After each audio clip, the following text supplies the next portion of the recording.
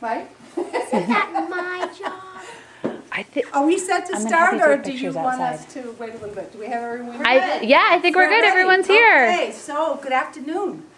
Mrs. Franzoni, many of you recognize because she's has substitute taught here. She and I worked together for almost 30 years together as the PE teachers here at the Ray School. We're going to do a couple of things here that probably aren't new to you, but we're going to be up and moving around. And when we need to get everyone's attention, I'm going to stop what I'm doing and I'm going to put my hand up like that. And if you see me or any of your classmates like that, you're going to do the same thing. And then in seconds, I have everyone's attention and we're set to go. And you may have this signal down in the gym when we need everyone to get together. I'm going to do this. And when I do that, you're going to, well, this is called circle up. And you're going to come in and you're going to make a circle shoulder to shoulder where I can see all of you and you can see both of us. Okay? And if we do an activity where you have to get a partner or make a team or do something like that, we're going to make a spot that's lost and found. So if you look around, it looks like everyone has a partner except you. You're going to go to a spot that we designate and we'll say, because we're going to be going outside for some of this, we will say, that's where you go for lost and found. And right now, I'm going to make lost and found right here, this spot. So if you need to find a spot, you can come. And Mrs. Franzoni and I are going to introduce ourselves and talk about what's planned today, but we like to get people up and moving, and you've been in class most of the day, and we want to get your brains ready to hear what we have to say. So we're going to start with an activity that's called rock, paper, scissors. Everybody know rock, paper, scissors? Yeah, I think we do. But this you do with your whole body. Yeah, we do with this. Great. So, what is your name? Nana. Nana, stand right up I here. know what it is. Good. So, good. Instead of doing rock, paper, and scissors, we're going to use our whole body. Rock, we're going to do, well, let's see, maybe make sure we're both doing the same thing. Rock is feet together, paper is feet apart, and scissors is like this. Yeah, that's all right. So we start, and Nana, I'm going to let you start. You're going to say, ready, go. We're going to jump 3 times, and we're going to go rock, paper, scissors, and on shoe, we'll either do rock, paper, or scissors. Ready? I'll wait for you to say, ready, go. Ready, go. Rock, paper, scissors, up. Now I'll stop. Ready, go. Rock, paper, scissors. Are you reading my mind? All right. Ready, go. Rock, paper, scissors. So, you're doing scissors. Rock beats you. So, I get the point. Got it? Yes. Okay. Now, looks like you can't jump today, Lily. Is that right? So, when you're Lily's partner, you can do the regular rock, paper, scissors because we don't want her to jump. When I say go, I want you to stand and find a partner who's not in your group. So some of you started in that room, some started here. So if you were here, find a partner from the other group. And when you're standing facing a partner, and make sure you have some room, so you might have to push a chair down. Ready, go. Here we go. You can move out a little bit. I'll be here. Watch your shoe. There we go. Girls want a little bit more room. Want to move over here? And Lost and Found is right here. If anyone needs a partner, everyone Lost here. and found. Go to Lost and found. Dylan. Lily, do you have a partner? So you can work Dylan. Oh, wait, she needs a partner. Wait, no, Catherine. Do you have a partner? No. Okay. Rachel, do you have a partner? Who does? Go You to- should be go facing to- someone. You guys should. You, so could you be with her? Okay, and you still need a partner? Alrighty, so, Wait, but these were in the same They're in the group. same, yes. oh, so they could switch, right? One of these? Would that work? You stay where you are. Watch this. Is that right? Alrighty. Good. Girls, you ready over there? Yeah. Okay, decide who's going to be the start. You're going to start with me, but you don't have to stay. Okay. Okay, when someone, Good, thank you. When someone in your group gets 5 points, put your hand up, okay? Ready, do you want to start? Ready?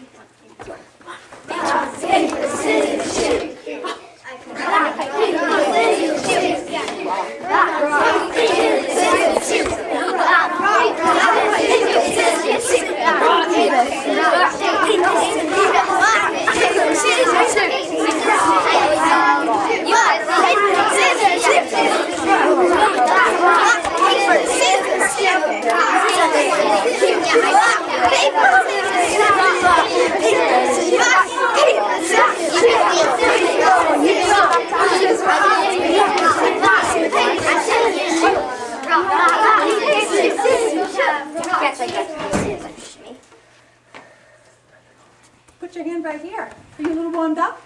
Good. Now you can ready to sit and listen. So find a spot over here. And Mrs. Ferragamo, you're going to start. Okay, my name is Mrs. Franzoni, and one badge we're working on is called Fair Play, correct? Yes. And the other one is Practice with purpose. Practice with Purpose, right. So I taught physical education at the Ray School for a long time. Yes? My brother and sister had me. That's right, yeah. But before that, I went to college. And when I went to college at the University of Vermont, I was on the first girls' ski team that ever was at the college. And we, so we had this girls' ski team, but lots of times when we go we ask another school to compete, they didn't have a girls' team because there weren't that many women's teams. And so that was in believe it or not, 64 to 68. And then in 1972, an exciting thing happened. Does anybody know the law that was made in 1972? Yes? That boys and girls had to have the same sport. Things were made fair. So it was called Title IX. And once Title IX came in, Mrs. O'Donnell actually did some research, but it pretty much goes like this. When I was playing sports at UVM and in high school before that, there were hundreds of girls around the United States that were on teams in certain schools. But after Title IX, there were thousands. So what it did is it opened up opportunities for people to be able to do things that they'd never been able to do before. And the way they decided what to do is if you were in a school and there was a boys ski team, then the school also, because of Title IX, had to have a girls ski team. And do you want me to kick into it? No, and that was a very exciting time for women. Some of you might have heard the name Billie Jean King recently. Yeah. There's a movie out, it's based on a true story. Billie Jean King was a great tennis player. She was the first woman to ever earn $100,000 in prize money, which 40 years ago was a lot of money. And one time she was asked to be in a tournament, and they were going to have a men's tournament on one day and a women's tournament the next day. And they sold the same number of tickets for the men's day as the women's day. But the organizers of the tournament said, we're only going to pay the women 15% of what we pay the men. So what that means is for every man that was playing, every man that made $100, they only were going to give the women $15. So Billie Jean King said, no way. And she organized all the other women professional tennis players and said, we're going to boycott the tournament and we're going to make our own money. And she did. And it's because of women like that that you all have all the opportunities you have now, because they were willing to say, wait, that's not fair. And you're going to talk about fair in your fair play badge. So. Well, that's a fun thing, is to learn and to figure out what fair is, because like when I tell the stories about what we did when we were athletes, in comparison to what the boys did doing the same thing, people are like, how did you let that happen? But like Mrs. O'Donnell said, you know, sometimes you just kind of go along and that's just the way it is. And then all of a sudden, somebody goes like, wait a minute, that's not fair. And when Billie Jean King said that, and other people said that too, then they made it fair.